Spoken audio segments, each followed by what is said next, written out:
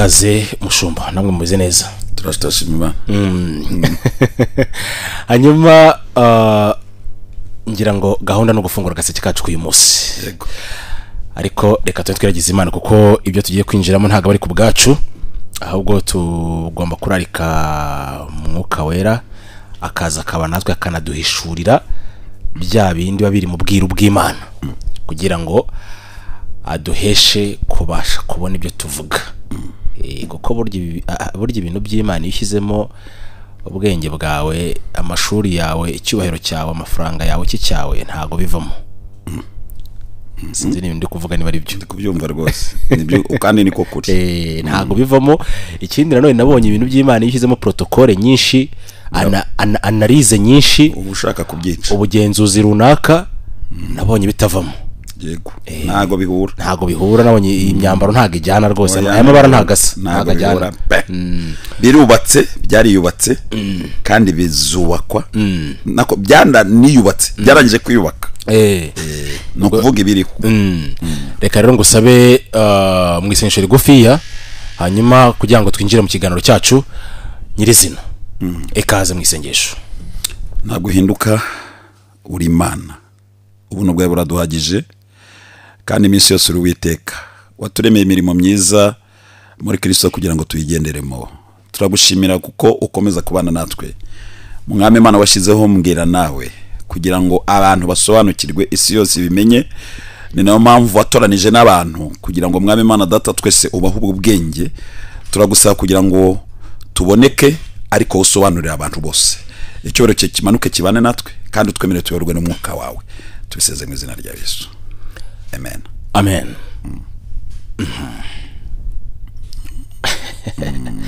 ingingo rero bitewe n'uburyo yajemo aho kuyihera naho kuyinjirira naho kuyisoreza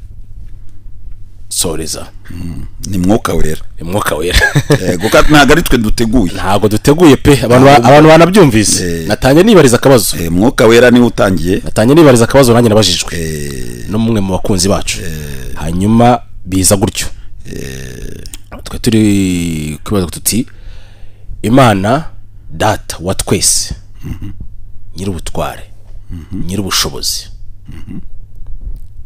imenya ibyahise ikanamenya ibyaka kanya ikanamenya n'ibizaza gatatu ngo ni itangiriro ikaba n'iherezo ni itangiriro ikaba n'iherezo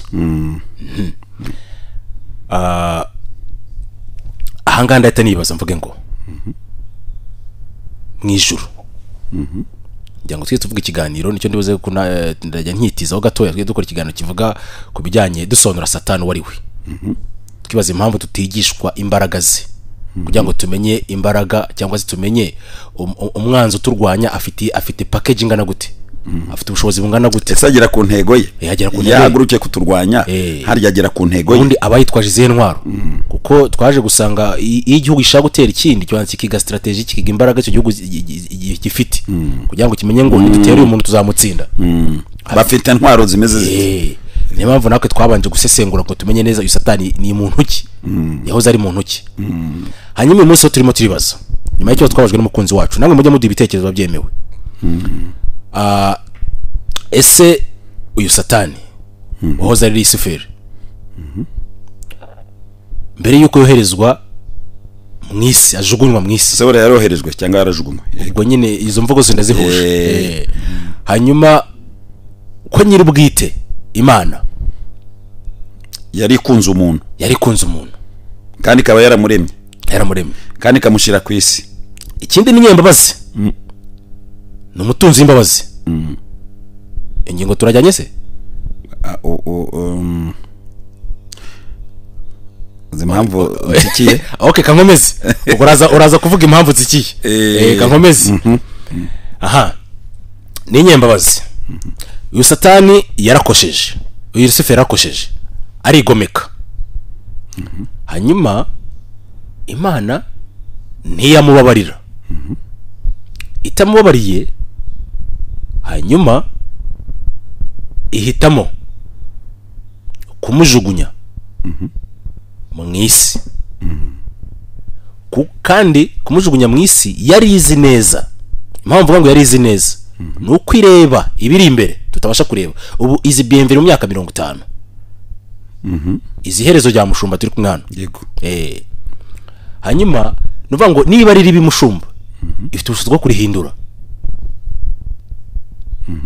Cyangwa ntabwo ifite. Ndumva uri kunyikiriza gusa ariko ntacyo kankomeze mvuze. Najya nkuvugiremo. Ntago nakuvugiramo ko urambaza ibibazo. Kankomeze ndabirundanya kankomeze.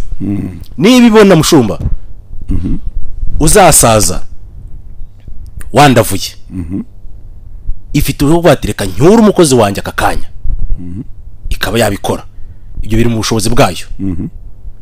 Ahanga akaba ari naho mpera mvuga ngo niba yari izi ko izanwa cyangwa se ijugunwa cyangwa se ishyirwa rya Satani mu isi, rya Lucifero mu isi.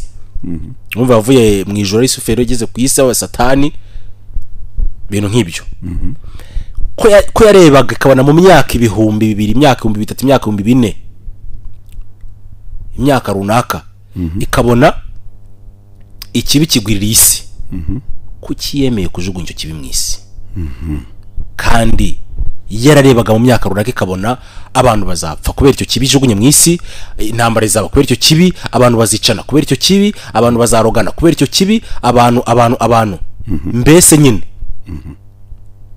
Aho ngaho ntago mpumva neza, ntago mbyumva neza mu magambo. Ntago wabyumva neza. Ntago nabyumva. Nukuri. Se ngobeje. Hanyuma uragarukirije aho nkomeze cyaba ntangire. Umva ngo aho ngaho hari abanza have uvuga ngo kuri iyo ngingo ndabanza menye impamvu uyu Lucifero yego impamvu yajugunywe mu isi atababariwe. Impamvu yajugunywe mu isi atababariwe. Kabiri niba imbabazi zitarashobokaga kuki aticiwe mu ijuru ngo imutsinde hiryo mu kirere mu isi tugumana amahoro yacu. Hanyuma nimara kubyo ngibyo ndagaruka ku bindi gatoya. Reka mbanze mpereye kuri Lucifero. Tuwe turetse kuza ubwo yahabwaga izina Satani. Tuwe duhere akiri Lucifero. Kuki atababariwe, kuki atishwe. Ngo agume hiryo ngiyo, bibereye hiryo ngiyo. Hiryo ntituzanabimenye kuko n'ubu ngubu abariyo ntago tuzi uko wetse kubisoma. Ariko ntago tuzi ngo ukosheje abarirwa te, ese ntibajya bakoza bimeze bite. Tuzagira n'ingingo yo kumenya iyo tuzayigana ikindi gihe yo kumenya ubuzima bwa hari uko wabyifasha. Ariko twe turebe uyu muntu wagaragayeho umugayo kuki atababariwe, ko mu isi tuzi ko dukosa ngo tukababarirwa, ko hejuru atababariwe, ese niba byarashobora kuki atishwe. Kancumbikiraho uzi ko ushobora kugeza ejo mbaza n'ubu ndumva ntaranyurwa neza n'ubu bitarashiramo. Ndumva bigihari. Ndaje nkubwire amavu n'amavuko. Ndumva n'ubu bitarashiramo rwose. Hanyuma nundi ufite uko abitekereza nko kwanjye ukoresha ubutumwa bugufiya, uko mu kiganiro ntabwo twakira telefone, ukoresha ubutumwa bugufiya ndaza kubwakira, ndaza kubusoma. Haba nawe ikibazo ufite turaza kwinjira no mu bindi byose bitandukanye, tuze tunarebe niba Yuda ataranaharenganiye n'abandi. Ariko tuwe duhere kuri Lucifero. Tuwe turetse kumwita Satani, tumwite Lucifero. Ngiye ndumva ncumbikiye aho ngaho rwose. Arakoze cyane uyu mugabo ababarije ibibazo byinshi, kandi umukozi ku murimo ni w'Imana yemera. Ntago ari byinshi. Ndanamushimira ko yumviye umwuka wera akamuteza kumbaza ibibazo hanyuma Uwiteka akaba agiye gusobanura ibidasobanutse. Amen. Ndabanza gushimira abantu bose basabye ko iki kiganiro abari ko gihaguruka. Yego. Kandi koko bari mu mwuka. Yego. Bari mu mbaraga z'Imana. Yego. Ni nayo mpamvu twinjiye muri uyu mwanya kugira ngo umuntu wese abe hafi. Yego. Bwira na mugenzi wawe usunike ubutumwa uvuga uti iki kiganiro mbwira nawe ukwire nawe kucyumva. Yego. Rero Imana ni Imana iri hejuru ya byose. Kandi kuba hejuru ya byose nuko ari yo Mana. Yego. Nukuvuga ngo nta yindi Mana izigera ivuka. Yego. Nta nizigera ikomoka ahantu ngo icumukoka ahantu ize ibane n'Imana cyangwa se nta nubwo Imana izigera isaza ngo hagire indi Imana iza iyisimbure. Yego. Yitwa Imana rero iminsi yose. Yego. So ikintu cya mbere mbanza kubwira wowe n'abandi bose bakurikirana iki kiganiro, Yego. ni ukuvuga ngo Imana ifite ububasha bwo kuvuga ngo bwire bukira, buke bugacya, imvura igwe ikagwa, Yego. hazeho imbeho ikabaho, izuba ricane cyane, birashoboka kuko ni Imana ibitegeka byose. Yego.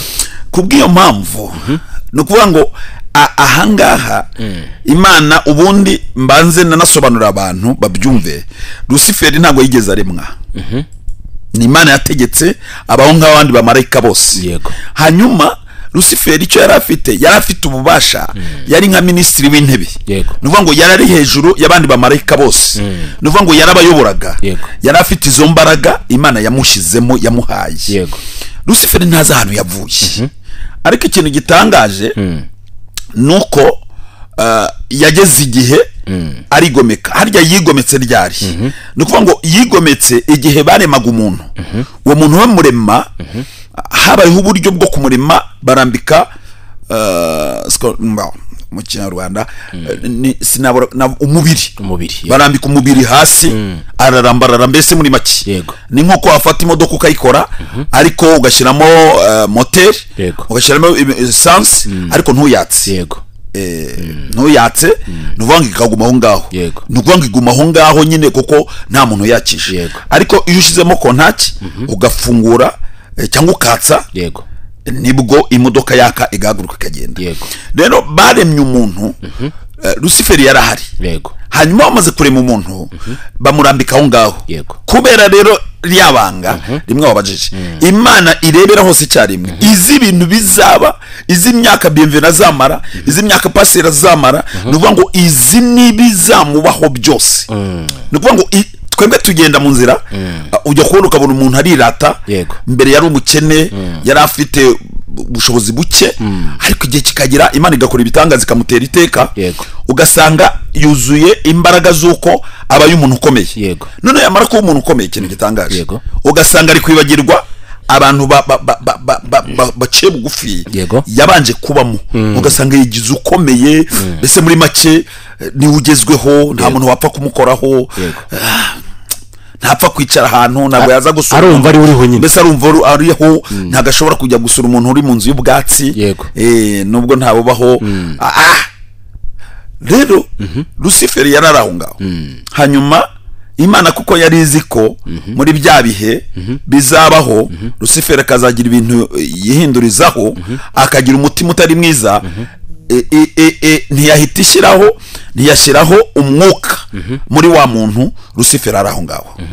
Iki kintu cyumve neza. Yego. Hanyuma arangije Luciferi yenda ajya Yerusalemu, cyangwa se ajya handi, Imana iramubwira ati jya kuyobora abamarayika hana. Ahantu asubira inyuma gato. Imana yashyize umwuka mu muntu, Luciferi adahari. Yego. None se yagomba kuba hari ubundi busanzwe, kuko yari nka minisitiri w'intebe, yagombaga kuba hari, agomba guherekeza, kuko n'ubundi Imana yamukoze Luciferi areba. None ikintu gitangaje rero ni ukuvuga ngo icyabaye ni uko yamwegejeyo kuko yari izi ko n'ubundi azakomeza kwegerayo. Imana ni Imana, yamwegejeyo kuko Imana yari izi ko n'ubundi azakomeza kwegerayo. Yego. Iyo mvuga kwegerayo rero niho hahandi tugiye kugera. Ni ukuvuga ngo yamwegejeyo, aragenda ajya kubaririmbisha abandi bamarayika. Hanyuma Imana ihumekera muri wa muntu, imuha umwuka. Yego. Wa muntu arabaduka, ihisha ibanga Luciferi. Ni nayo mpamvu uyu munsi uzajya ubona hari abantu bari kwigereranya. Yego. Bashaka gukora umuntu. Yego.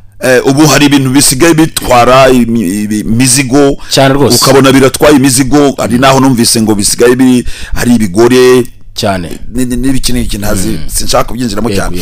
Ariko uko byagenda kose, haramutse habuze umuriro, haramutse habuze machine, kikubita hasi kigapfa kuko nta mbaraga gifite, nta mwuka gifite. Yego. Muremano cyangwa se amaraso Yego. maremano nk'ay'Imana yashize mu muntu. Niyo mpamvu umuntu afite agaciro gakomeye cyane, nubwo hari abantu ugira ngo baremanywe umutima wo kumva ko umuntu adakomeye, akumva niwe ukomeye ku giti cye, ariko mugenzi we ari kureba mu maso akabona ntakomeye. Ariko nabyo bifite impamvu, nubwo ngo bifite aho byavuye, bituruka kuri wa mubi.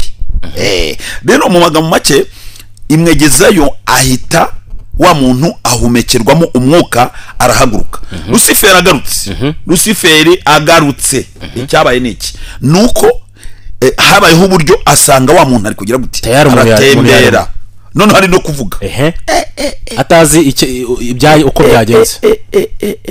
Ngahantu hahereye riba, arabati ni gute waba wararemye umuntu tureba ndeba mpari, yenda Imana yamutumaga n'urugondo, kuko Bibiri twereka ko umuntu yavuye mu mukungugu. So iravuga iti ni gute umuntu yahaguruka ntari, kandi ndi minisitiri w'intebe. Urumva agiye kwigereranya, arashaka kumva ko yahirika Imana, agomba kuba hari, yagombaga kuba hari, ariko ntahabaye.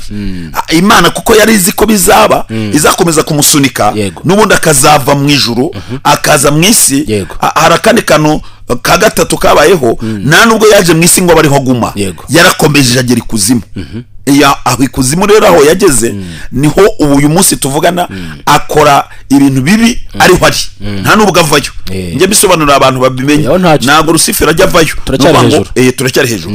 Ni ukuvuga ngo rero amaze gusanga wa muntu avuga, agenda, areba, abuja, niho yatangiriye ubugome. Ubundi ubugome bwatangiriye aho. Ni ukuvuga ngo iyo ugiye kwandika 10 ubanza kwandika rimwe, sibyo, izero riza nyuma. Rero niho yatangiriye ubugome. Aravuga ati ni gute ushira umwuka mu muntu jewe mari, ukanyuhura, ukangeza kure, ugashyiraho amarido kugira ngo ntabibona, n'iki cyabiteye. Hanyuma Lusiferi arakarira aho ngaho. Ni nabwo yagiye afata icyemezo cyo kuvuga ngo noneho kubw'iyo mpamvu, ku bubasha mfite, ngiye guhirika Imana isanga uwo muntu nyirizina, imusanga aho yamuremeye, ku butaka, hasi ku isi, abari haba Imana ibane na n'uwo muntu, hanyuma twebwe twigumire mu bwami bw'ijuru. Niko yatangiye no kugoma, abwira abamarayika, arabwira ati turwanye Imana, murafata amaboko, murafata amaguru, uko murabigenza kose tumuhirike, duhirike Imana igwe mwisi isanga uwo muntu. Kuko uwo muntu ntabwo namenye uburyo yabyutse, uwo muntu sinabonye uburyo yamukoze amuha ikintu kiri gutuma yahagurutse, cyatumye ahaguruka. Reka rero tumurwanye asanga uwo muntu. Uranyumva neza? Noneho gusanga wa muntu, ntabwo yarazi ko Imana yizi ibyo Lusiferi yibwira. Ntabwo yamenyaga ko mu by'ukuri nubwo yabanaga n'Imana, ariko ntabwo yatekererezaga Imana. Akantu kananyoye, nubwo yabanaga n'Imana, ariko ntabwo yatekererezaga Imana. Kabiri, nta nubwo yamenyaga ibyo Imana iri gutekereza, kuko ntabwo yari Imana, kuko ntiyari Imana. Urakoze cyane. Nuvuga ngo icyo gihe Imana yo y'ubwayo ububasha ifite, uyo yabonaga ibyo Lusiferi atekereza.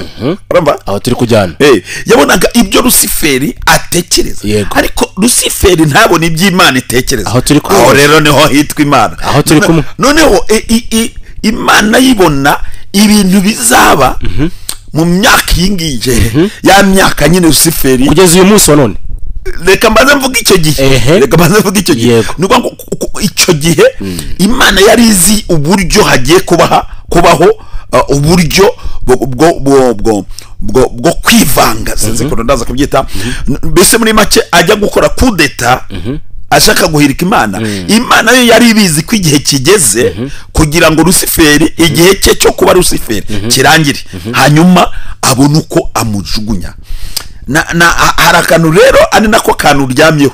Uramutse uvuze ako kantu ngo abone ko ubwo byitwa ko Imana yaragambira muri gahunda yari mu kuzamujugunya. Yes, hariho gahunda kuzamujugunya, kuko iyo hatabayeho gahunda yari kureka n'uwo muntu agahumekerwa umwuka Lusiferi areba.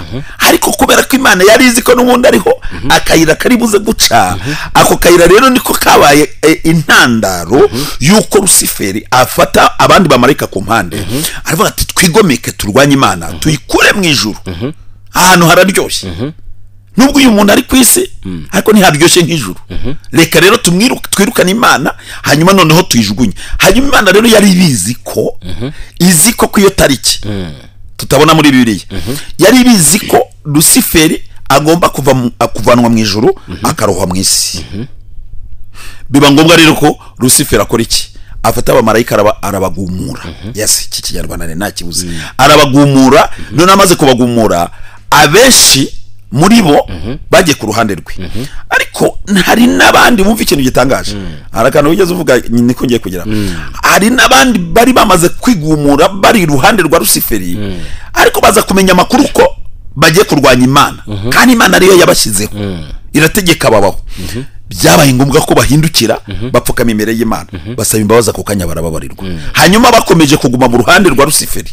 Ndakubwiza ukuri, nibo bajyanye na kuzimu, nibo bajyanye kuzimu ku buryo buhambaye bukomeye. So mu magambo make rero Imana yari izi ko iyo tariki igomba kuba muri plan y'Imana. No, reka mbivuge neza, muri gahunda y'Imana yari izi ko Lusiferi agomba kuzarangizanya n'iyo tariki. Muri make nuvuga ngo harimo agakorozo uvuzemo numva wenda kageze gasa nkaho gakomeye. Bavuga ngo Satani harimo abantu bahindukiye baca bugufi, abamarayika yego basaba Imana imbabazi, yego irababarira, kandi izo mbabazi ziracyariho n'uyu munsi zirahari. Amen.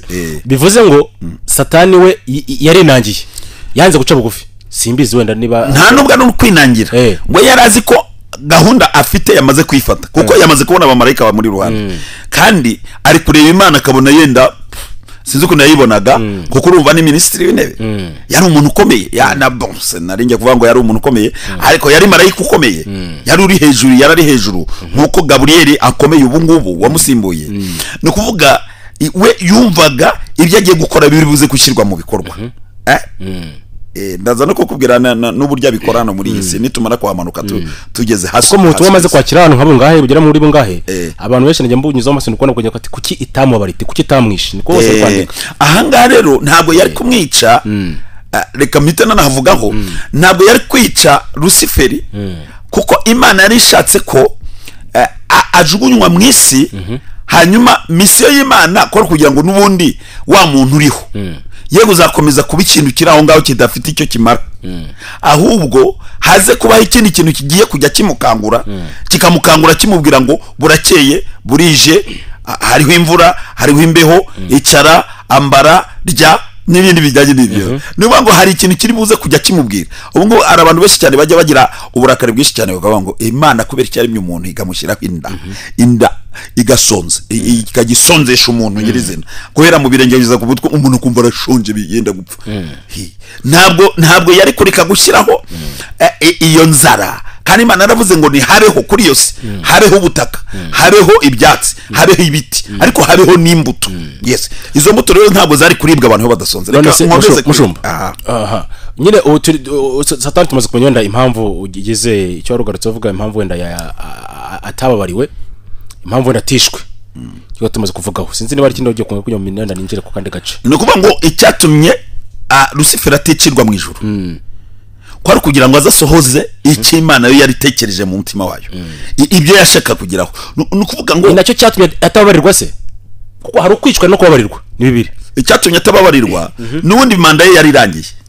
Manda y'iki? Manda yo kuba mu ijuru. Nta mbabazi zazihari zikise ibyo yari yakoze ko zikise yigeze akigeraho, nta kintu yigeze agera. Ariko no kugambira nabyo ni icyaha. Yarabigambiriye ariko ntabyo yagezeho. Ariko rero icyaha cyo kugambira ubwabyo ni icyaha. Ni ukuvuga ngo icyo gihe bitandukanye n'iby'ubu, nubwo iby'ubu nabyo bituruka ku mubi, ariko abantu bagiye batwumva neza, ntabwo ibintu byose bibi byose biba biturutse ku mubi. Oya ntacyo dukomeze kuri iyo ngingo.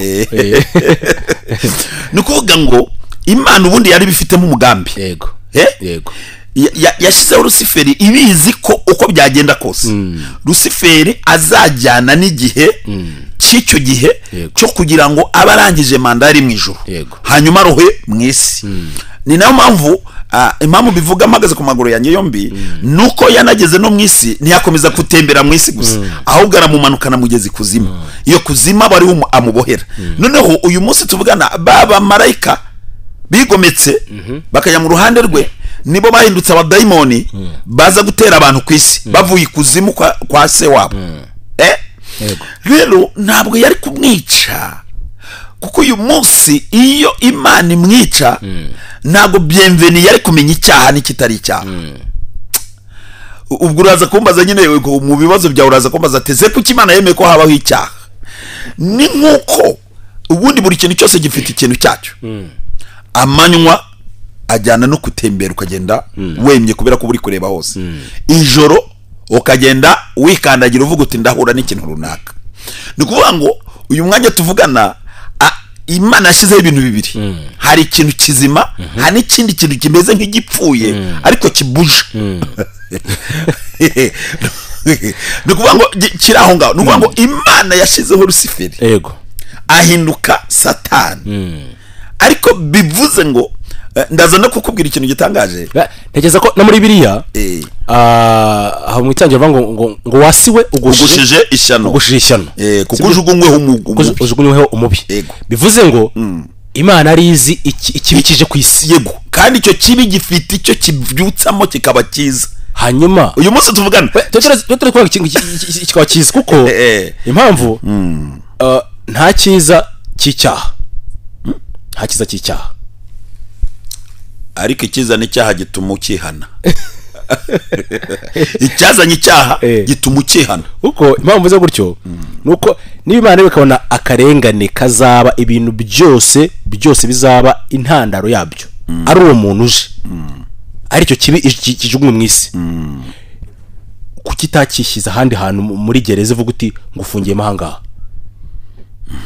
ariko avuga uti wasiwe inigene muri rusange, yego, ugushije ishyano. Nta na perezida yabaga mu ijuru, kuko mu ijuru ni heza. Kuko rwose ntibura ahantu imubika ahantu, yari kumubika ese kandi ijuru ari ryiza. Simbizi byari gutuma igihe kizagera wenda wazajya mu ijuru ugasanga Satani ahantu afungiye.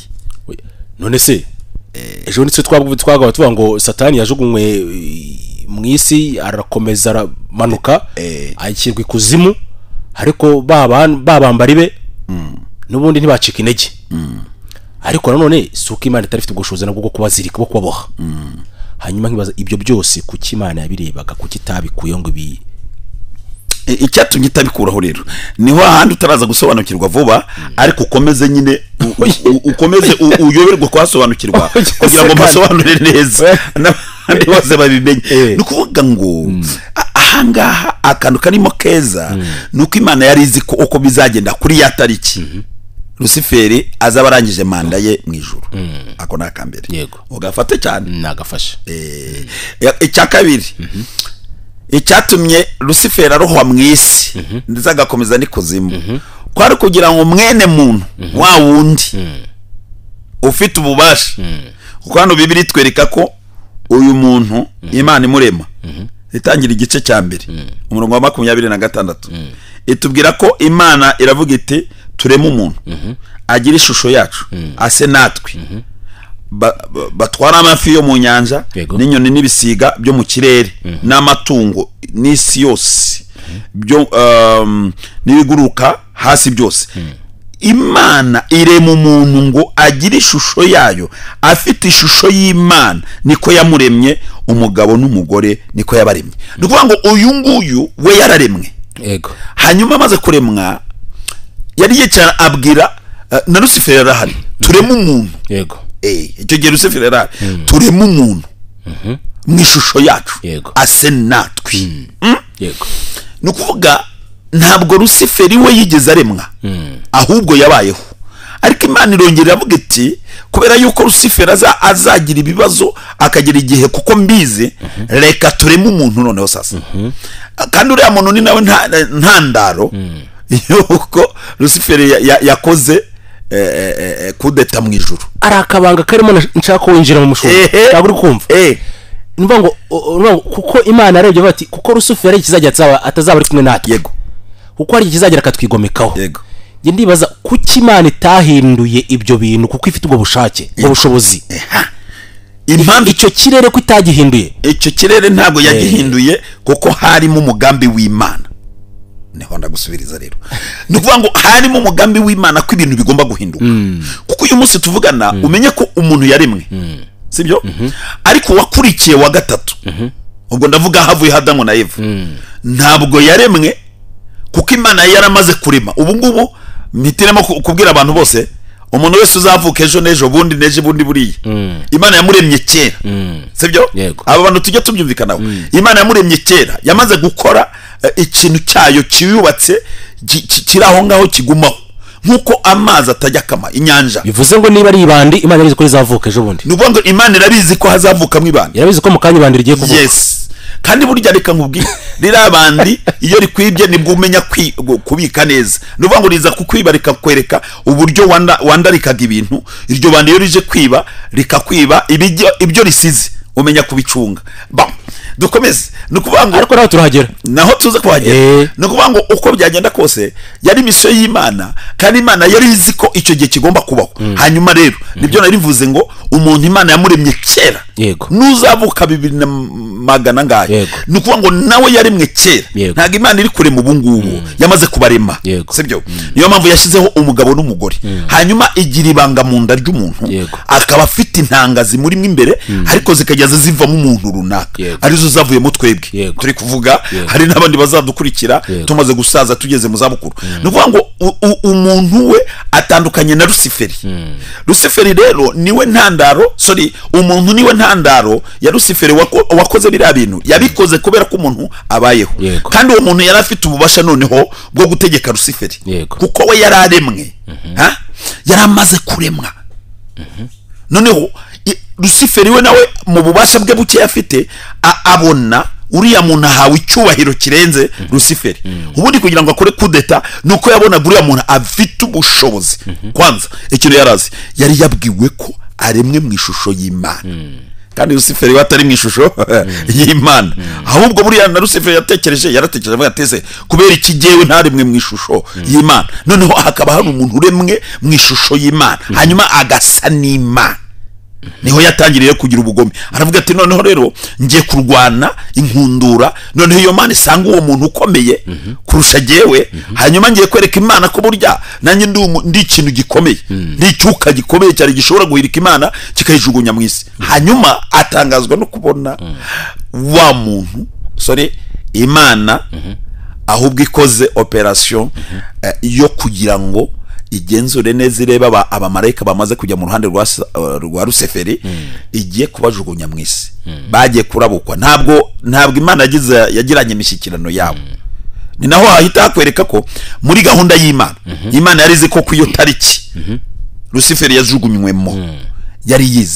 yarizi ko bizaba niyo mpamvu umuntu wese ufite impungenge yibaza impamvu atishwe ntabwo yari kwicwa kuko itariki ntarengwa yo kuva mu ijuru kugira ngo aze ikuzimu cyangwa aze ku isi yagombaga kubaho ni nayo mpamvu yashyizeho Adamu ntabati si byiza ko aba wenyine reka muremere umufasha umukwiriye hanyuma uwo mufasha ni nawe Luciferi ahindutse Satani yanyuze haza gushuka wamufasha nukuvuga ngo ni gahunda ndende ariko irimwo ibiganiro bicagaguye byinshi ariko tuba dukomotoje kubera Mwuka Wera aba dutegetse kubivugaho nukuvuga ngo dushobora no kuzongera kubisubira ariko tukabivuga dufite ahandi hantu twashatse kwegera ariko ni ikintu gihoraho ni ikintu tugomba kuvuga kuko nicyo cya mbere cyane cyane kubyerekeye n'umukristo cyangwa umupagani cyangwa umunyabyasore noneho rero nukuvuga ngo uyu muntu Satani yahindutse Satani amaze kurenga ku muryango w'ijuru hanyuma akiri mu ijuru ari Luciferi hanyuma iryo zina raryamburwa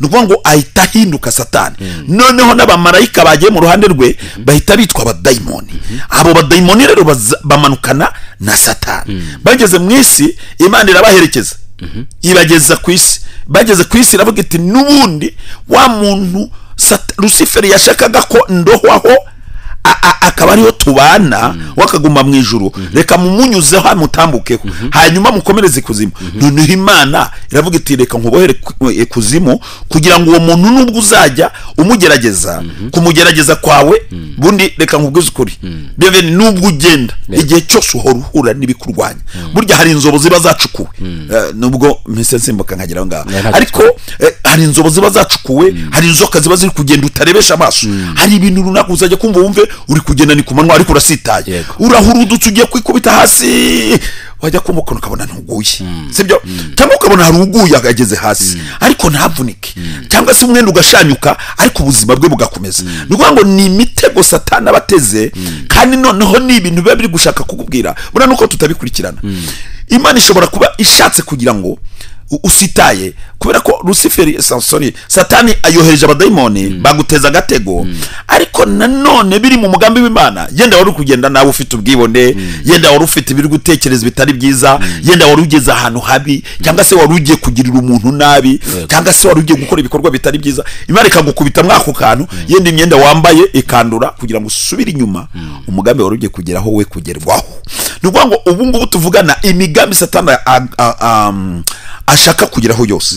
Ndashaka kukubwiza ukuri nta mugambi numwe Satani ashobora gusohoza Imana itabishizeho. Akano kugeze kawo umuntu yarema aragenda arasitaragwa muri ruhurura agisitara imodoka iticaho ngo agize imodoka yaracitse feri uranyumva ndagwa muri ruhurura. Wow, nuko yaguye muri ruhurura atari imodoka mu byukuri muhiritse ariko kubera ko Imana yari mufiteho umugambi byabaye ngombwa ko bigene gute Imana imusitaza iramusitaza agwa muri ruhurura. Imodoka yacitse feri imuca iruhande ntiyamwica kuko Imana ari mufiteho umugambi w'ejo hazaza. Niba kinariho ajye yidunda Imana yarakoze iki kintu azajye agishimira Imana azajya agitangira n'ituro ry'ishimwe avuga ati warakoze Imana. So rero mu magambo make umugambi 100% icyo mvuga ni kimwe kugira ngo Lucifera abe Satani aze mu isi byari mu mugambi w'Imana. Ntabwo yari bumwice kandi ari mu mugambi w'Imana. Imana ishaka ko Lucifera aza mu isi. Uyu muntu yari yaragenewe ibintu byiza ariko Imana ishyiramo, urabizi neza ko yavuze ati ibi biti byose muzabirye ariko hari igiti mutemerewe kurya. Iki giti ntabwo mwemerewe kukirya, muzajye murya ibindi dore ntabwo mwanabimara. Izi mbuto ziri ahangana izanyu zose ariko iki giti ntimuzagikoreho. Icyo bishatse kuvuga iki? Nuvuga ngo byari bishatse kuvuga ngo hariho ibiti byinshi ariko hari igiti kimwe nanone kidafitanye ubumwe n'ibyo byose kuko icyo giti nacyo cyavuyeho intangiriro yo kugira ngo umuntu akore icyaha. Rimwe na rimwe unatekereje wasanga aho ngaho atari Luciferi wabigizemo uruhare. Arize mushumba hari abantu zumva mu isengesho bagira bati uri Imana yica kandi gakiza. Uri Imana ishyira ikuzimu igakurayo. Ubwo ndahita nibaza akabazo, Imana irica? No. Imana irakiza se? Yes. Ikiza itica? Yes. No. Ntabwo mbihakanye, hari icyo nshaka gusobanura. Nari maje kuvuga ngo no kubera ko hari ibyo nshaka gusobanura. Abantu bahita babyumva neza. Iki kiganiro gikurikirane neza ariko ibyo bintu byumva ko ari bimwe mu bibeshi 90% ati ni Imana yica. Babikora kuri uriya mugore wari umaze igihe kinini cyane ari ingumba hanyuma yamara kubyara aravuga ati mwabagore mwe ntimuzongere kwirata ngo mwishyire hejuru ngo mwabyaye abana benshi. Ati ngumba yarabyaye ndetse ibyara 7 kandi ya n'umwana umwe yaramaze kubyara. Rero niho yageze yivuga ikivugo aravuga ngo Imana irica kandi gakiza ishyira ikuzimu igakurayo. Biriya bintu bifite icyo bisobanura. Dore ukuntu bisobanura. Imana yishe ugikuzimu. Imana yishe ikwishe wahita ugikuzimu ariko nta nubwo wagaruka. Ntabwo rero ibi bintu abantu bakurikira badutega amatwi muri iki kiganiro, ntabwo Imana yakwica ngo nibamara kugushyiraho igitaka yongere igukureyo. Ntabwo byashoboka. Dore ikintu yica.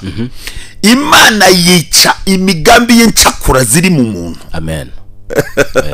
Imana yica imigambi y'incakura ziri mu muntu. Noneho zamara gupfa umuntu akavayo. Yarari muri za ngamba mbi z'incakura z'abadayimoni z'ibyaha. Imana ikica ibyaha, yamara kwica ibyaha umuntu akaba muzima. Ni ukuvuga ngo umuntu aba muzima ari nkaho yarapfuye ariko akazuka. Ndaje reka masobanuro neza muretse kuhinje rwose. Ni ukuvuga yica ibyaha kuko uramutse ugiye ni ibintu bibiri. Ni ukuvuga ngo iramutse ikwishe bagushyingura. Bagushyinguye ntabwo yagukura ikuzimu. ugumayo ukabora. Yego.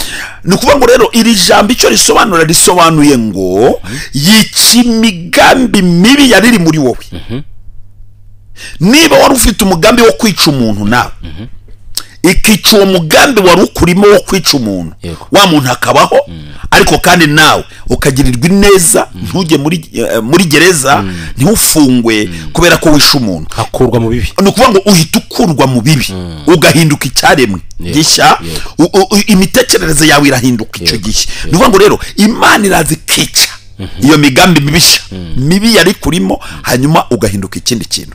Ntabwo uhinduka ikindi kintu, ukomeza kuba umuntu ariko uhindutse.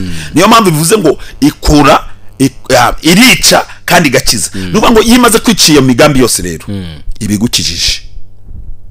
Okay. None se ntago ujya ubona cyangwa se ntago ugeze wumva mukajya ahantu ati nimudakora gutya ati Imana irabicira ahangaha mwese, ati mwese Imana irabatsinda ahangaha, ubwo bushobozi irabufite. Kandi koko ukabona abantu bahiye ubwoba ati Imana yaduhitana da, Imana iradutsinda hano impamo. Aho bijyana na Petero wa mbere cyangwa se wa kabiri sinibuka neza, wavuga ko amagambo bafite amagambo y'amahimbano, ntabwo biba biturutse ku Mana, ntabwo ari iby'Imana bivuze. Nuvuga ngo nibyo umuntu yihimbiye kugira ngo ashireho n'iterabwoba. Banyuva ntabwo Imana yica kubera ko umuntu yanze kuva mu byaha, yanze kwatura, yanze kwihana. Ubundi reka mbabwize ukuri, n'abantu batwumva bazakomeza gukurikirana iki kiganiro, ntabwo abantu bashobora gukirizwa umunsi umwe, sibyo? Nge nawe turi hano nitunganye imyaka, ariko kandi nta nubwo twakirijwe rimwe. Yego. Ni ukuvuga ngo rero mu magambo make nge nakijwe mbere, ukizwa nyuma, ariko burakijijwe. Niyo cyatumye Yesu avuga ariya magambo. Aravuga ngo hari abantu baje saa moya baje gusaba akazi, baragahabwa, baratangira akazi. Abandi baza saa sita bahabwa akazi, abandi baza saa 9 bahabwa akazi, nuje saa 11 nawe aragahabwa, bagiye gusoza nawe aragahabwa. Amaze kugahabwa ahembwa kimwe n'uwaje saa moya. Ubundi abantu bari bazi rero, abantu bazi ngo Imana ngo irobanura ku butoni, ngo ni gute umuntu waje saa 11 ngo yahembwe n'uwatangiye saa moya abagahembwa kimwe. Ni ukuvuga ngo ibyo Imana yavuga, Yesu yavugaga ibyakagakiza. Ni ukuvuga ngo buri wese yazigererayo, waza mu gitondo, waza undi akaza nimugoroba, mwese nagakiza muri gusanga. Ako gakiza rero ntabwo kagira kategori ngo uvuge ngo kubera ko ngo bimeze gutya ngo ubwo ntabwo wagera, ndamuha keshi kuko amaze agakiza ntikagabanywa ntikanongerwa. Ni agakiza nyine kariyubatse. Mbese muri make kariyubatse, abantu babyumve neza babisobanukirwe. Kariyubatse ntabwo kabagabanyuka. Hari nk'umuntu ujya kumva ngo Imana imbabarire kugira urukundo ruke, Imana imbabarire urukundo ruke. Ntabwo ari byo, ntabwo urukundo ruba ruke. Urukundo rurubatse ntirugabanywa, ntabwo rwiyongera, ahubwo ruguma uko nguko. Urukundo tuvuga ni iki? Ni Kristo. Yego. Abantu bajye babisobanukirwa. Rero iyo wihana wakagombye kuvuga ngo Imana imbabarire kutagira urukundo. Uranyumva neza?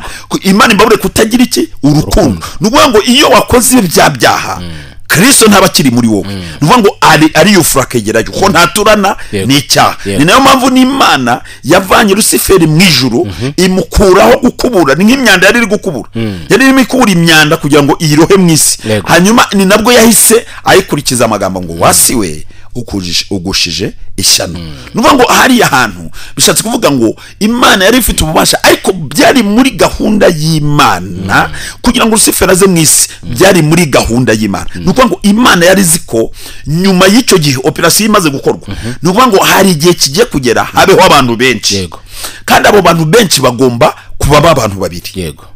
Abantu benshi uko byagenda kose bazagenda bakwire isi yose, bangane n'umusenyi wo ku nyanja, ariko uko byagenda kose bazavamo abantu babiri. Yego. Hazavamo umuntu muzima, havemo na cya gisambo twari tugezeho, twari tuvuze cyagiye kare. Hazavamo umuntu muzima, havemo na cya gisambo. Ubwo n'abantu babiri ariko barimo umuntu umwe. Ni ukuvuga ngo uko byagenda kose, mbese Imana yabikoreye kugira ngo hazajya habaho ikintu gisenya ikindi, noneho habeho n'ikintu cyubaka ikindi. Ni ukuvuga ngo niyo mpamvu ufite uyu munsi tuvugana ufite impande enye. Yego. Ibumoso n'iburyo, hirya no haruguru no hepfo. Ni ukuvuga ngo ufite impande enye. Izo mpande enye uri isi, ubundi wowe urisi nuko utabizi urisi ni nayo mpamvu utajya ugira umupaka w'ahantu ugomba kugarukira. Ahantu hose ushatse uragenda ukahatura kubera kuri iki urisi, sibyo?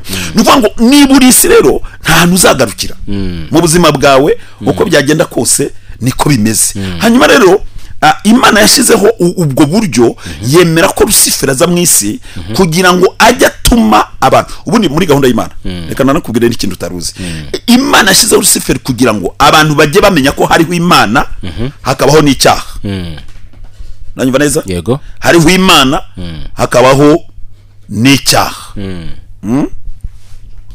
Habaho Imana hakabaho n'icyaha. Noneho uyu muntu icyatumye bigenda gutyo ni ukuvuga ngo Imana yabishyiraho kugira ngo mu by'ukuri yigaragaze nk'Imana, hanyuma igaragaze koko nubwo umuntu ari ku isi ariko agomba guhura n'ibintu bitandukanye bimwibutsa ko hariho Imana. ndashaka kubwira ko Imana idakora iki kintu, Lusiferi akaza mu isi akaba Satani, abantu bari kuyoboka Satani Imana bakayibagirwa. Abantu bari kuyoboka Satani Imana bakayibagirwa. Ni nayo mpamvu uyu munsi tubibona ngo biterambere twamaze kwinjiramo, urajya ugasanga umuntu ari kwambara ubusa kandi abizi ko imyenda yabireho kugira ngo umuntu yambare. Ugasanga umuntu yambaye ubusa mu nzira, biriya bigaragaza kwamamaza shitani. None uwo ngo yari Lusiferi, uwo ngo yari Satani, uwo ngo nyine yari Sekibi. Hanyuma reka tugaruke noneho mu biki gihe, nkuko wagenda ubigaruka uvuga uti Imana irabizi umwana uzavuka ejo, uzavuka mu myaka 5 iri imbere, 100 gutyo. Nkibaza kuki Imana izi neza ko ibandiri rivuka uyu munsi rizafatwa rigakubitwa rikicwa kandi ribyawe na mama pasiteri. Kuki ibyo bintu byemera? Yamuhinduye ko ifite ubwo bushobozi, yahinduye uwo mwana, yahinduye iyo ntuza uwo ngo arakubiswa arishwe, ariko hari undi noneho wibye afashwa ahita yemera icyaha. Hariho babiri rero, ni babandi babiri nakubwiraga. Nuvuga ngo hari uw'ubugingo hari n'urupfu. Uko byagenda kose ntabwo Imana ihita ikwereka ngo uw'ubugingo n'uyu cyangwa urupfu n'uyu. Hari abantu babiri, reka nkwereke. Hari uwavukiye ubugingo. Yes, uko niko kuri. Hari n'uwavukiye kurimbuka. Yego.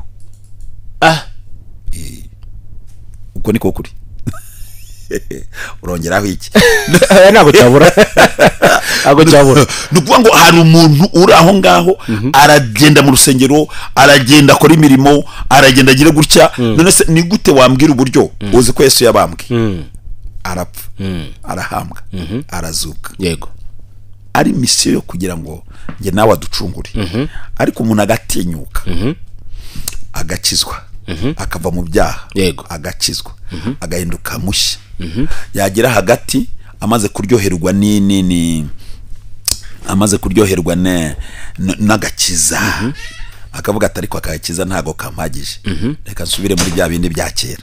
Ukajya kubona ukabona umuntu asubiye mu businzi, ukabona umuntu asubiye mu busambanyi, ukabona umuntu asubiye mu bujura, kandi azi ko agakiza ararimo kari kamuhesheje amahoro.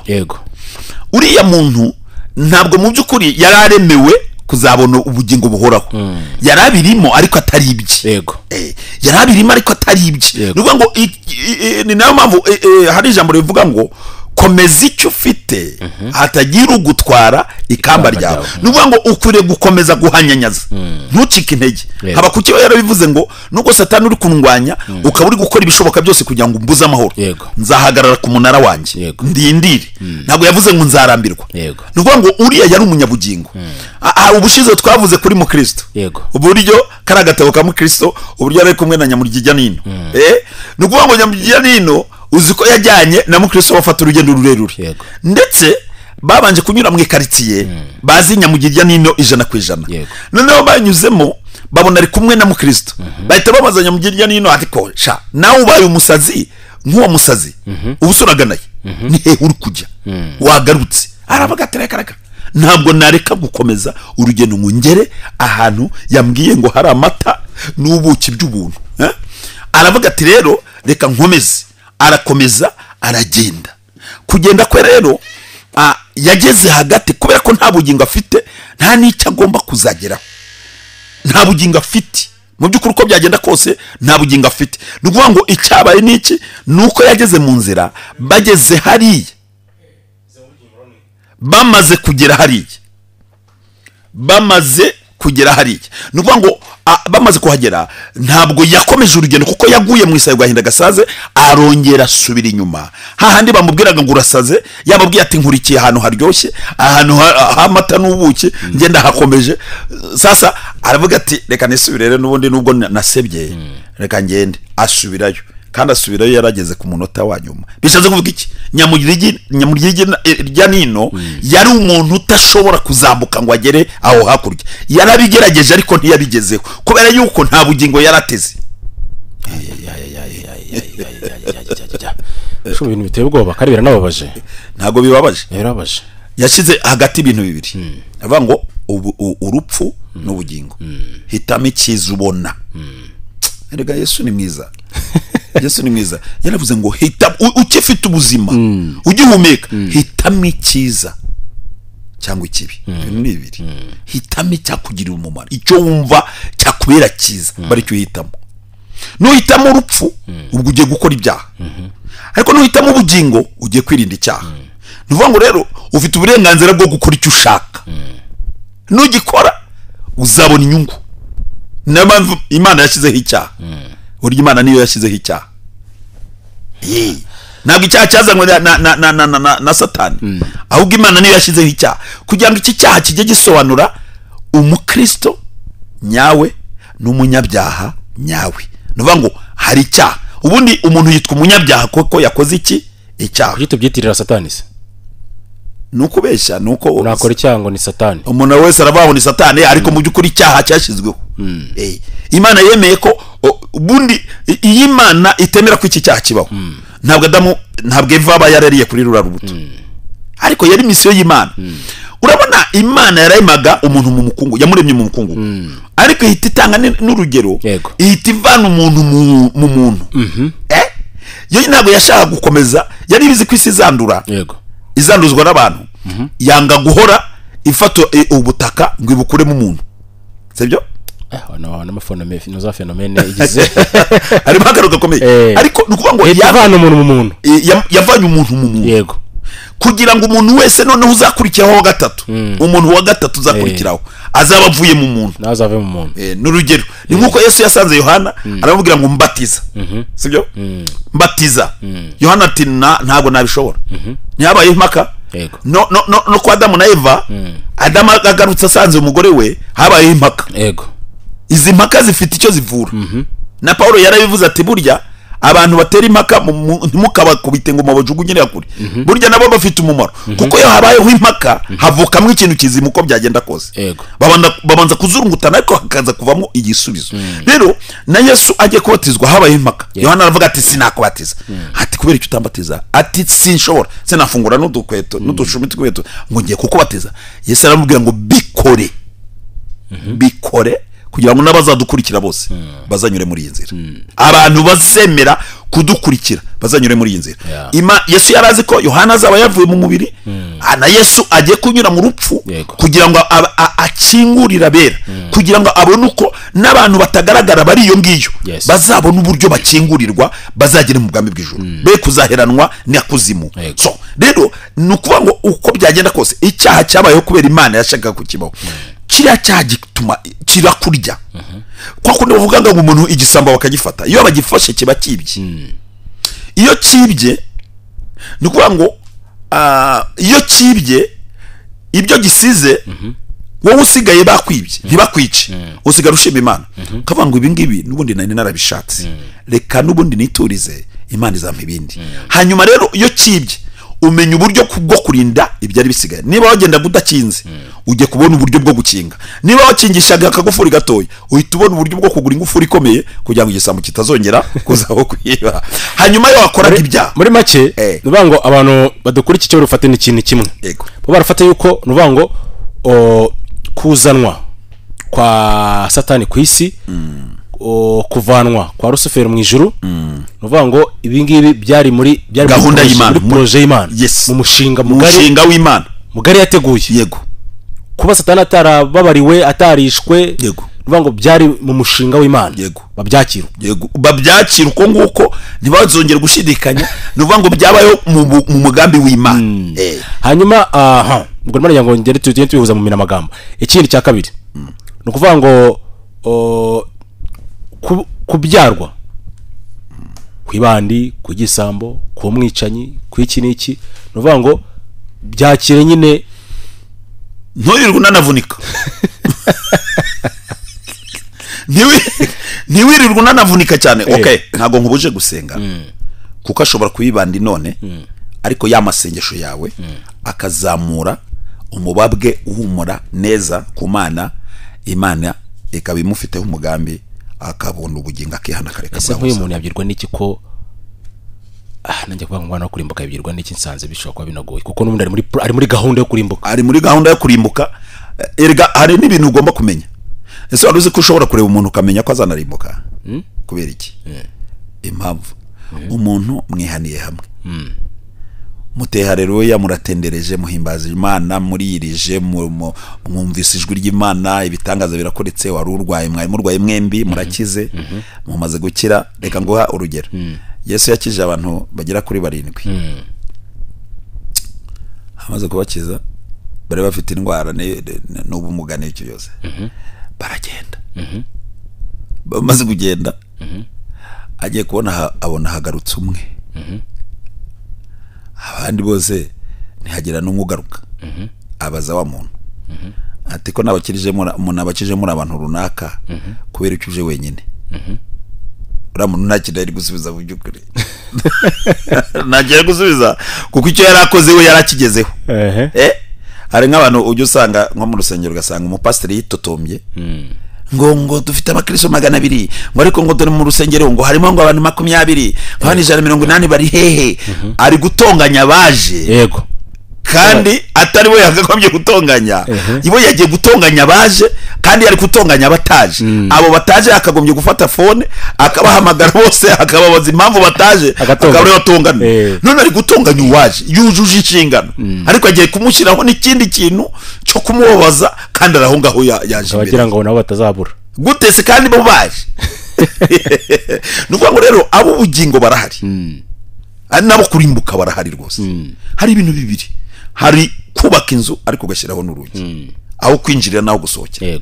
Nukuvuga ngo hari ijoro hari n'amanywa. Hari umunyabyaha hari n'umukristo.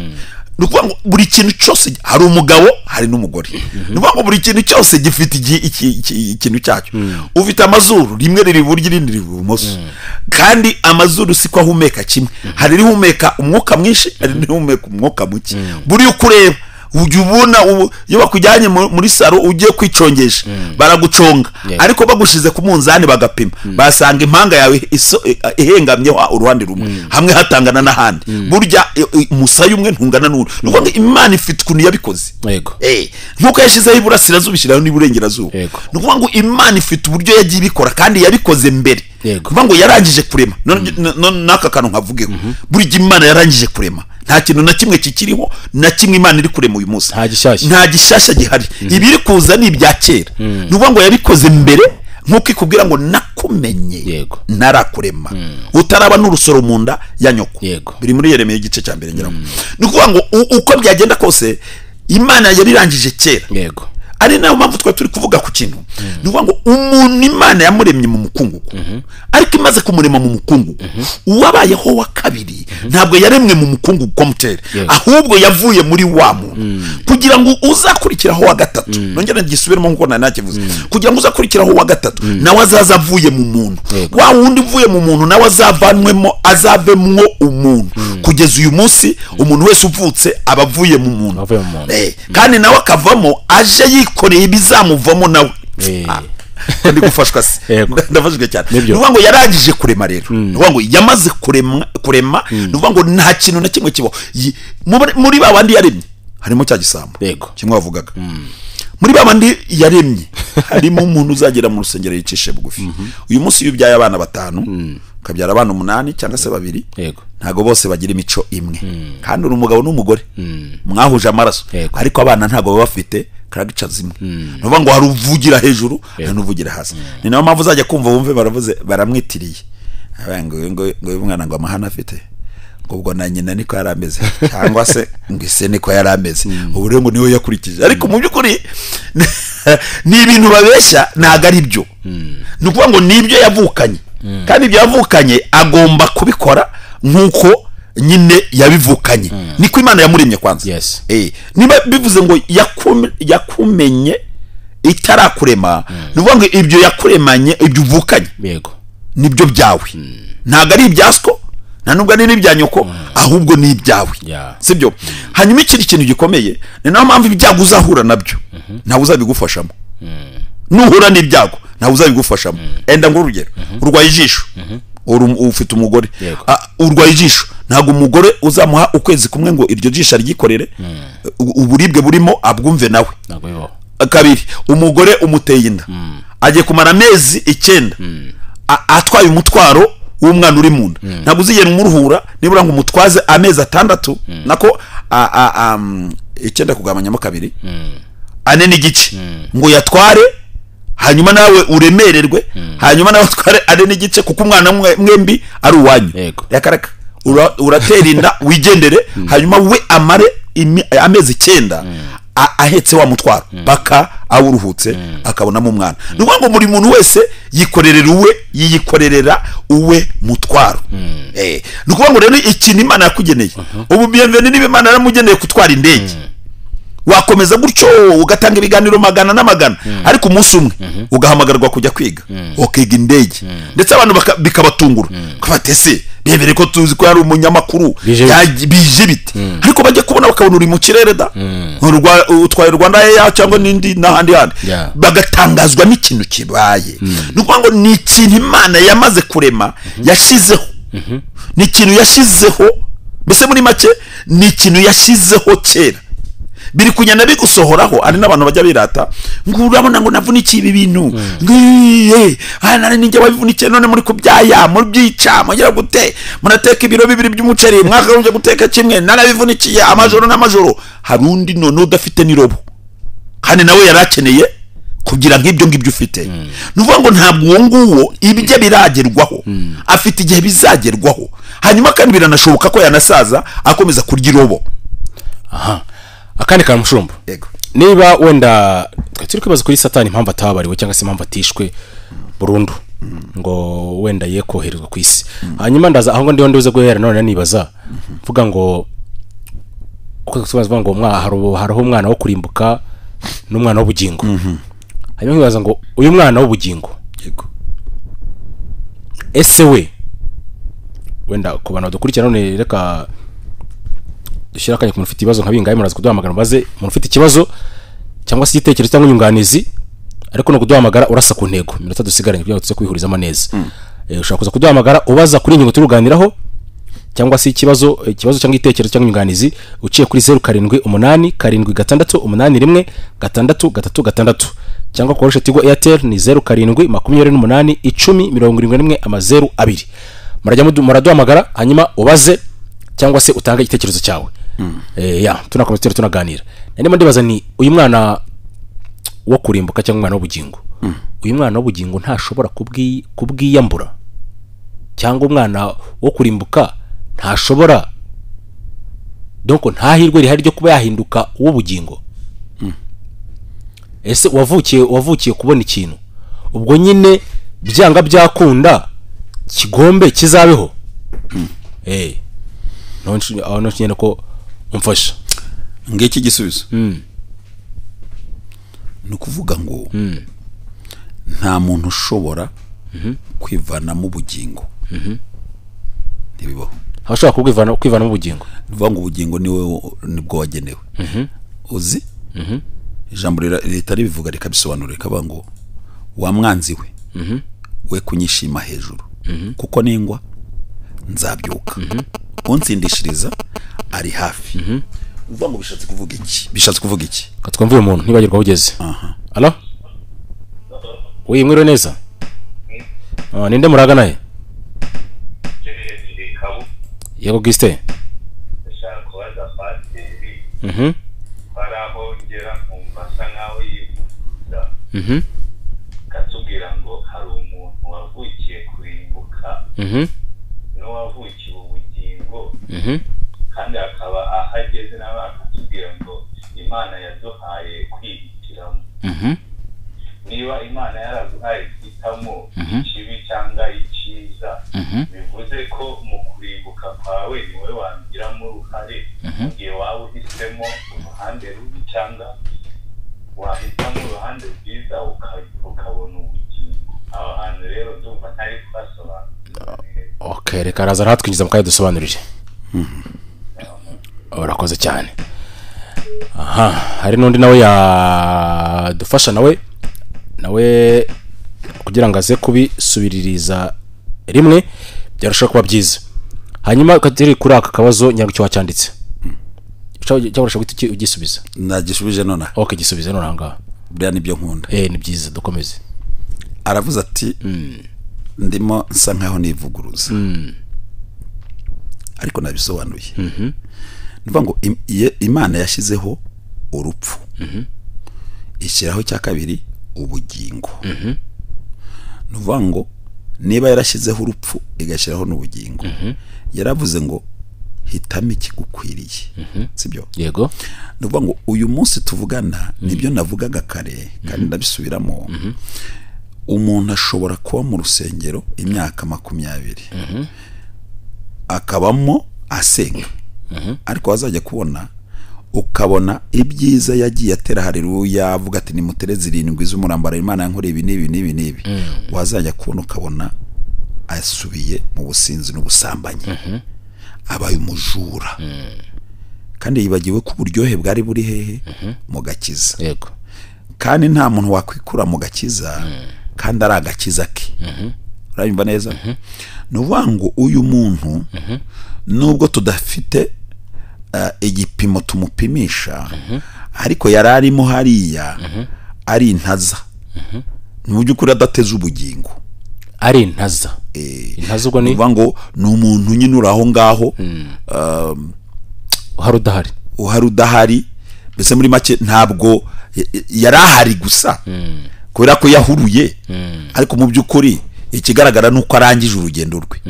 Nkuko Rusiferi yarari mu ijuru, mesiyo ye yarangira akaruha mu isi. Nuvuga ngo n'uyu muntu nawe ashobora kuba mu rusengero akijijwe, agaragara nk'ukijijwe, ariko nta bugingo afite. Bazabamenyera ku mbuto mwera. Nuvuga ngo impamvu yo bashyizeho ngo bazabamenyera ku mbuto mwera. Nuvuga ngo ikigaragara nuko uzabugaragara nkaho hari, ariko kera imbuto mbi. Icyambere hari ukuhaba ukaba uhari bakakubona. Kabiri bagiye kureba imbuto wera. Izo mbuto rero nizo zigiye kukugaragaririsha ko uri umukristo nyawe. Iyo wera izindibu cyangwa se umuravumba, nuvuga ngo bahita babona ko nubundi nubwo hari ariko ntabwo ukora neza. Sibyo? Aba bantu babyumve neza. Yenda ikibazo nuko akizanye mu gihe cyo kugera hafi yo kugera ku musozo. Hello? Yes. Ni Paula. Ikirajya mbaze mushumba. Umubaza ikibazo kiba ngo bajya bavuga ijambo riya kumva n'Imana yica kandi gake. Ari gusobanuriye neza. Aduha urugero rw'uriya mugore n'igihe uburyo yabonaga urubyaro, ariko se ikibazo bise niba tujya twigishwa tukumva baratubwira ati dufite nk'uko ufite amasezerano Imana yakubwiye nzakugirira neza. Hakazi n'ubwo ati muri Nzayimana harimo ibintu bibiri, harimo nzakugirira neza, hanyuma nzakugirira neza, hari nzakwica, nzakurimbura. Ariko akaba yatubwiye ati ni Imana yica imigambi y'icakura cyangwa se yica ibyo bintu bishaka gutuma icyo cyaha kirimo wowe gishaka kurimbura kugira ngo ube umuntu uri mu nzira nziza yo kuba bizakugirira neza. None nimba hari izo nyigisho z'uko nzakwita, ni ukuvuga ngo muri nzakwica izakwica ngo upfe, ariko tubyumva ngo nyine nukora ibyaha izakwica upfe. Kandi tuzi neza ko twumvise ko mushobora tuvuga ngo izaza yice ibyo byose byatuma ukora ibyaha. None tuzabigenza gute? Reka tumenye ko kandi abigisha izo nyigisho babaye benshi. Arakoze cyane. Reka biti musubiza. Ngo afite ubwoba ko Imana izamuhitana bamuhaye nzanza. hari ubundi hari amagambo akakaye twiye dusomaho mu biganiro byatambutse ari muri Petero. Hari amagambo akakaye donc abo bantu bayobya bari mu ihunga bakababwira amagambo akakaye yiterabwoba, ariko mu by'ukuri ntabwo Imana yica. Nuvuga ngo uyu muntu uri kwigisha gutya ari gushaka kuyobya abantu, barizera igice kimwe kandi igihe cyose bazasenga Imana bazi ko ari ingome, kandi mu by'ukuri Imana si ingome kuko yaremye umuntu imuzi, kandi nta nubwo yaba ingome kuko izi ko uyu muntu nubwo agenda ariko nta bugingo ateze. Urumva aho ngaho ntabwo ishobora kugira ubugombe kuko ibiri yahita ivuga iti uyu muntu kubera icyo ari gukora ibyiza ari gukora ibibi kandi ari nashaka ko akora ibyiza. Nuvuga ngo uyu muntu uko yabigeza kose ku ruhande rumwe ashobora gukora nk'uko abantu bari gukora, noneho barangiza akibwira ko ari kujya mu ijuru, ariko igihe kikazagera ukamubonera ku mbuto yeze. Nibyo nani gusobanura. Nuvuga ngo niba nta bugingo afite nibwo uzajya kubona ubona arisha umuntu cyangwa ari yahuye cyangwa saje muri bya bindi bibi byose twavuze. Nuvuga ngo uyu muntu niho uzamenyera koko ko uyu muntu ari umunyabugingo. Kandi ikintu cya kabiri ni nayo mpamvu uyu munsi tuvugana buriya niba ari umunyabugingo niyo yangwa agasubira mu businzi no mu busambanyi byose ntabwo apfa. Igihe kiragera Imana ikongera ikamubyutsa akongera agasubira muri wa murimo. Kubera iki? Abafite ubwoba bw'uko kurimbuka kumwegereye agahita afata icyemezo akagaruka agasubira mu nzira ye yari yayobye. Iyo nzira ye yayobye rero iyo ayigarutsemo arongera akakomeza ubwami akabwubaka, donc bukamwiyubakamo kubera ko yagarutse. Abari hanze hariya baravuga ngo yarakijijwe ngarara yaragoye ngo nane dore ngo arongera bisubiyemo ngo ejo bundi se nazongera akagenda, bagatangira kumucira imanza ariko mu by'ukuri batazi ko ariho hana Imana imugarurikiririje. Hari ibintu yakijijwe ataranyuramo kugira ngo yumve ukuntu bimera, none Imana ikaba itumye anyuramo aho hantu kugira ngo abanze abinyuremo. Erega ari gihe ashobora kuba akijijwe ariko akifuza, hanyuma Imana ikareka akabanza akabinyuramo, ariko imufiteho umugambi w'uko azabona ubugingo buhoraho, ikongera ikamugarura agasubira mu nzira. Erega ibyigisho ni inzira ndende. Icyatumye haba mbwira nawe nuko hari ibintu bigomba gusobanuka, uko byagenda kose hari ibintu bigomba gusobanuka. Navuga no kuri uriya muntu, mu by'ukuri uriya muntu wabajije kira kibazo ubugingo arahari kandi n'urupfu arahari. Ni nayo mpamvu uyu munsi tuvugana uko bikiriyo. Hello? Oui. Yego Elia. Uyu muntu uvuye uvuga ngo abantu barayobywa bizitwa. Yego.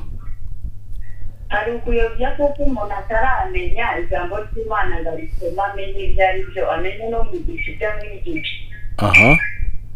Noneho rero uyu muntu azayumva, ariko ni gute wowe uzamara imyaka 10 mu itorero uzi Bibiliya kuva ku itangiriro ngo ugeze mu byahise uko bivuga, utegereze ngo umuntu azaza kwigisha gusa atazakuyobya niba azaba afite ibye bitari mu ijambo ry'Imana. Nta jambo ry'Imana ufite nyine uzayoba. Sibyo rata? Ikintu numva abantu ntibamenye basoma ijambo ry'Imana, bamenye n'ababigisha ibyo babigisha. Nibyo urakoze cyane kuri nyunganda. Ndamukunze cyane, ndagukunze ukigenda ndakukunze. Nekeza ko ukurikiranye iki kiganiro, ndashaka kumwunganira. Nuvuga ngo hari ibintu ugomba kumenya. Niba koko umaze iyo myaka yose ukaba utaramenya ko gusambana ari icyaha, ukaba utaramenya ko gusinda ari icyaha, hari umuntu umeruka kubona ari kuvuga kuri YouTube aravuga ngo niba ngo kugira ngo uzabe umuntu ukomeye ngo niba ngo ugiye ngo mu rusengero ngo umupasiteri ngo ari umukene ngo nawe uzakomeza uba umukene w'umukene ngo ndakugira inama rero ni umuntu ukomeye nago nshaka kugira ngo kugira ngo bigende neza hindura ujye mu rusengero rufite abakire ngo nujya ahantu ngo hasobanutse ngo aho ngaho niho nyine nawe uzahita ubwo bukire buzahita bukuza nawe usobanuke. Ariko ndashaka kubwira ibyo ni ibintu bita ubucuruzi. No ubucuruzi ntabwo ari agakiza. Agakiza ntabwo kajyanye n'iterambere runaka. Agakiza kaba mu muntu indani, sibyo? Ukagura indege ariko ufite iki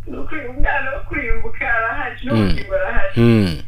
Aho icyo tukwiye gukora ni ukumenya ese ndi mu kihe cyiciro, twebwe Imana nyine nginabare, Imana ikwiye kugirira neza abantu mwiyemeza. Mbona bikomeye pe. Okay, urakoze cyane. Ibibazo mu byaha. Urakoze cyane. Tuzabona ubwo bugingo. Nukuri. Turi kumwe Imana ibawumugira. Asante. Aha niho mise nibaza mushumba, uwo mwana nta muntu ushobora kwibeshya ko afite ubugingo kandi ntabwo afite. Arahari. Hanyuma uyu muntu akazaje akavuga ati ubugingo n'ubwanjye, akabwibeshya pe, akabwibeshya. Nyamara igihe cyagera akibura muri system. Eze ndamubaze. Umuntu abwirije ubutumwa bwiza abantu barakijijwe. Sibyo? Igihe kirageze aravuze ati Imana nishobora byose. Abantu arababwirije, abantu barihaniye barakijijwe. Hanyuma yarangiza akabona ntibihagije, akajya Nigeria, akajya gukurayo indi myuka. Hari iyo myuka agiye guterura Nigeria, yibagiwe ko hari abo yari yarabwirije mbere yuko ajya Nigeria. Aho nukuvuga ngo kuki yabanje kubwiriza abantu ubutumwa bwiza. Nari ndi mu ndege mbona umuntu araje, twageze Addis Ababa, noneho nicara hafi y'umuntu, hagati yanjye harimo undi muntu, noneho ndangije yandeba gutya akikanga, yandeba akikanga, mbibonye inshuro eshatenye, ntabare ko umuntu wamwegera, nsaba wa muntu wari wicaye hagati yacu, ndamwinginga wambabarira nkavugana n'uwo muntu ko ndongera nkagaruka mu mwanya wanjye. Arabyemera, angirira neza, arabyemera. Ndagenda mubaza kubera icyo uri kundeba ukagira ubwoba, ngo uri kunyotsa Jesus. Gutese ngo ariko ngo uri umuvuga butumwa. Yego, ndabimwemerera. Ariko se kubera icyo bimbajije, ngo nyine ngo hari ibintu nyine ngo ndakureba ukankurura. Icyo nashaka kubwira nuko ikiganiro aka kano kaje iminota iri kutushirana, ariko icyo nashaka kukubwira, yaravuye mu gihugu bamwambitse impeta, agiye kuza kujya ngo arambika ayirambura hejuru y'abakristo bose bakikubita hasi. Ndamubwira ntisha uramuka ukoresheje imwe kuko mbiciyemo kuko nibirebe, uramuka ukoresheje iyi mpeta, Imana izakukubita inkoni ku buryo uzagaragara neza neza ko kubiswe nayo, kandi uzabibwira abantu ko wari wagiye gushaka ibindi bintu biri hejuru y'Imana. Ahinda imishyitsi nyine. Urumva yarandebaga ibidayimoni bamushyizemo bikamugiraho ubwoba, bikavuga ati uyu muntu aragutwika no komeza kumureba mu maso. So mu magambo make hari abantu bo kurimbuka, hari n'abubugingo. Nuvuga ngo niba umuntu yari ari kubwiriza abantu 200 bakaba barakijijwe, ariko ukajya kwihekereza ibindi bintu ugiye gushyiraho, bagiye kugushyiraho, ukaba warabatijwe mu mazi menshi. Hari abantu najyaga mbona, sembeze niba bagijyayo ntaga mbeze, ariko hari abantu bavaga hano mu Rwanda bakajya mu Isirayeli, barabatijwe mu mazi menshi. Muranyumva? Bamara kugera mu Isirayeli bakongera bakabatizwa. Eske uwo muntu agiye kubatizwa amazi yo mu Isirayeli se yo mu Rwanda? Umubatizo ni ingahe? Atesheje agaciro umuhamagaro we mwiza. Agiye gufata undi, agiye gutara mu Isirayeli. S'il vous plaît, abantu banyumva bagiyeyo n'akazi kabo, ibyo ntibindeba kuko ngiye icyo mvuga mvuga ukuri. Ukuri niko kuzatubatura. Urumva agiye agiye gukora ibintu binyuranye n'umuhamagaro we, agiye kwiyamura umuhamagaro we, arumva bitamuhagije. Ese urambwira ko uwo muntu ari umunyabugingo? Yatakaje ibyiringiro. Nuvuga ngo nta kintu afite, ni wa wundi uri muri babandi b'ubugingo nako batafite ubwo bugingo. So dusoreze kuri nguyu gusa wenyine, reka tumwumve. Allo? Oui. Ahimbazwe. Niba Imana yararemye umuntu wo kurimbuka, ubwo si yo Mana yaba ari ya Mana y'urukundo. Ikindi, niba hariho umuntu wo kurimbuka n'ubugingo, Yesu yaje gupfirana. Ikindi, kuba yarohereje umwana wayo w'ikinege ngo azacungure ubwoko yaremye, niba yari izi neza ko ari abo kurimbuka n'abo ubugingo, ndumva nta mpamvu yari gutuma yohereza umwana wayo, kandi izi ko hari abo ubugingo n'abo kurimbuka. Ndumva yadusobanurira neza. Urakoze cyane. Hanyuma uyu muvana w'icyo ibibazo abajije, hari ibintu nakwepye kugira ngo nirinde kwinjira muri cya kiganiro nibyo nari ngiye kukubwira.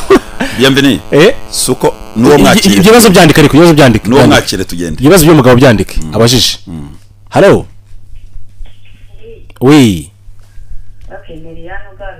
yego ni byiza nyine ntabwo abantu tubatunganya mu buryo bwo kumenya bitewe hari abakizwa nonaha n'abakijijwe yego uwo muntu rero namenye ko Imana yapfiriye abantu bose umuntu wese uri mu byaha Imana yaramupfiriye yego nahindukira ubugingo n'ubwo akareka ibyo arimo yego azaba umwana w'ubugingo kubera ko yanze guhindukira ngo areke ibyo arimo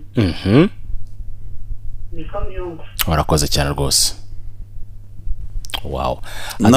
Aduhaye summary yibuta kandi izakurikizwa isa nkaho ifasha urumaze kutubaza nge nari kuvuga menshi gusa ntabwo twirengagije yuko iki kintu gihari ikibazo kirahari ibibazo byo birahari abantu bakunze kubyibaza ariko nanone hari ingingo dufite twari buganire uyu munsi ngira mwabanze kubyumva tuyivugaho